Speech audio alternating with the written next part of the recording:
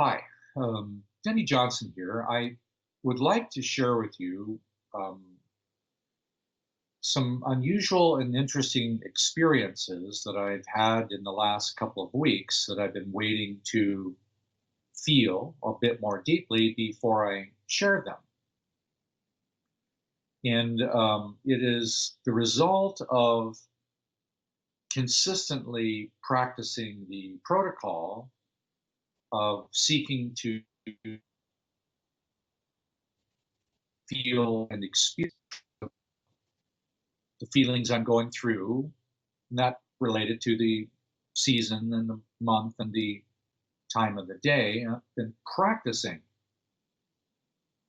It's not easy for me to explain why, at certain times, I have unusual experiences that have happened in some form or another for most of my life. It would be easy to say, yes, I experience these altered states of consciousness or these movements out of my body or whatever you might describe it as a result of my own social family history, genetic endowment, and so on. But it's true, I have a series of unusual experiences. And most of you know that the iris and the birth order and cycles and seasons and most everything else that I present for people to experiment with or to test is usually at the result of my own personal experience. And there are people that do come along to help augment that and help me understand how that is part of a natural progress. Recently, I had another experience where I had just a few moments of doing what I call stepping through the veil.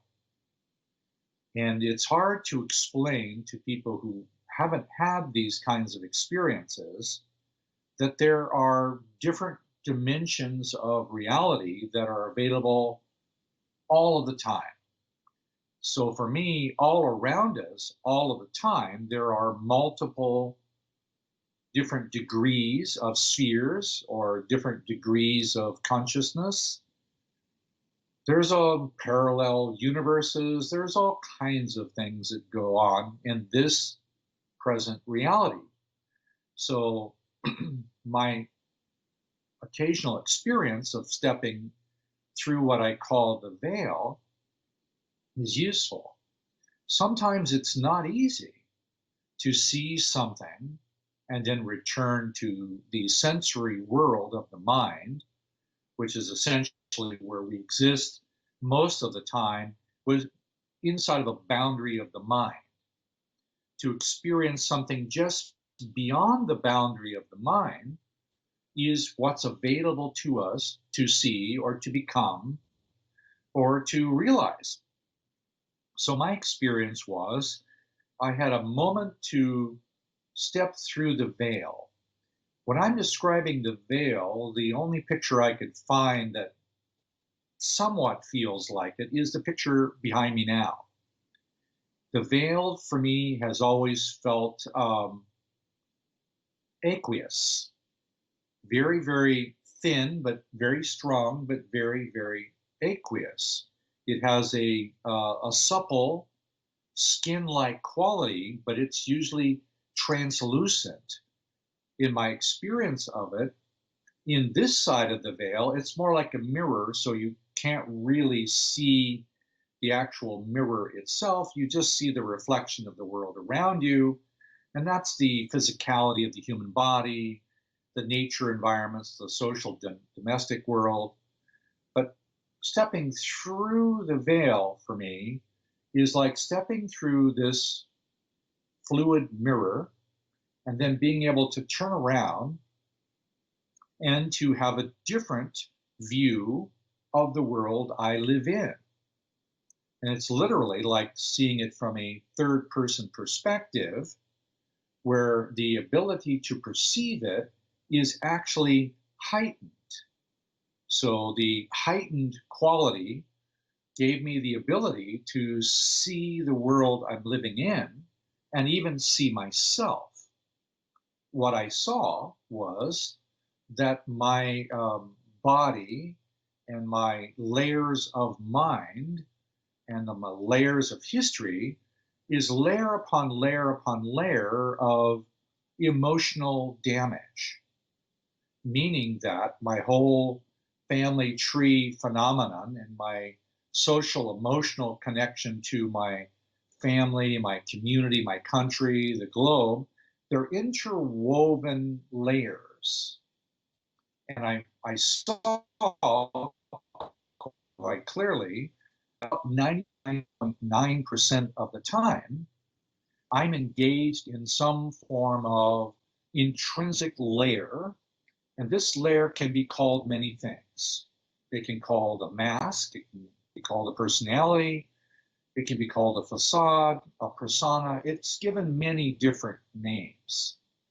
What that means is my way of talking to myself has its own image. My way of talking to the neighbor, to the mailman, to somebody at the grocery store, it has a persona. I have a way of transmitting myself or interacting with them in different ways. I have a facade or persona when I relate to those people who are emotionally intimate, when I relate to my family, when I relate to authority, when I relate to the concept that I'm an American, when I relate to the concept I have an identity of being an earthling on a planet. So there's layers. These layers are cultural, they are religious. All of these dynamics have different layers of dimension. What I saw was each one of them has a field that produces a law of attraction. So if I'm in one facade, it produces a law of attraction. And it gives me a chance to feel the triggered nature of that particular facade. How I handle the reaction makes all the difference. Then there's another one, and then there's another one, and then there's another one. No matter where I go, I'm in the middle of a series of social emotional reactions based on my incumbent pain, familial brutality, social dynamics, mother, father, you name it. There are just so many layers of it. Now, my efforts to avoid the pain of these layers produces many forms of attraction or addiction.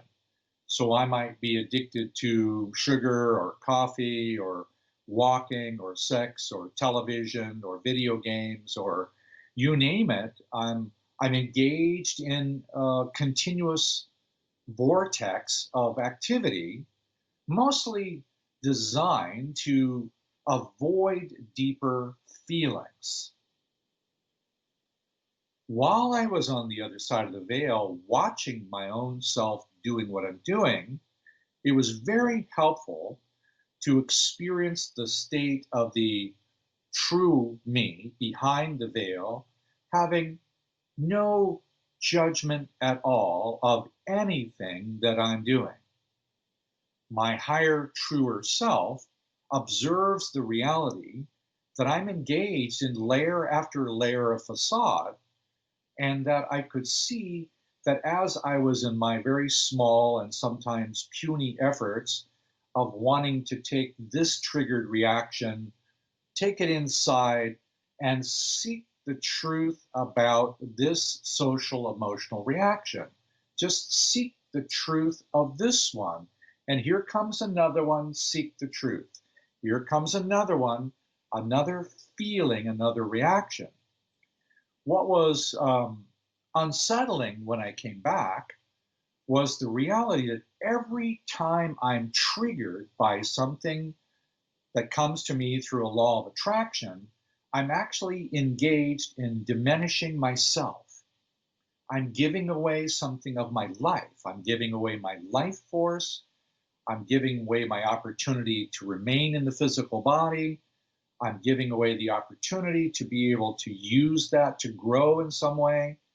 So the constant presence of these layers of facade around me is actually engaged in gradually suffocating the life force out of my physical body. So I could see that this is a whole series of layers.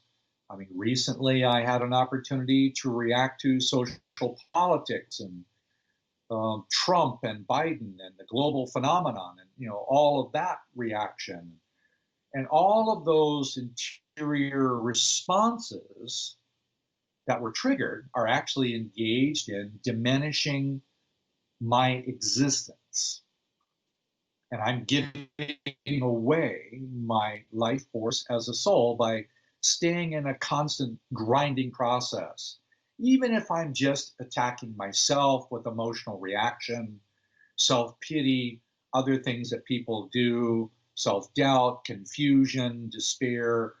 There's a whole sense of the world right now is in despair and hopelessness. Much of the world has a deep sense of hopelessness. Hopelessness, suicides on the rise, alcohol, spousal abuse, anger, rage, all these things around us. Boy, if you're not feeling a little bit of hopelessness, you're probably not being honest about your own facade. Many people want to do something to feel better while avoiding it. So it was helpful, really, really helpful to say, okay, it's me inside of this facade. Now I'm examining it. And the reality is, the vast majority of these facades are held together inside of a mechanism inside me.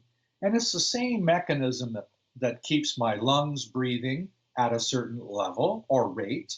It keeps my heart beating at a certain degree of blood pressure and pulse and the rate of activity. The same mechanism that rebuilds and regenerates my body is the same mechanism that's holding the standing wave patterns of my own self-abusive addictions to my facade.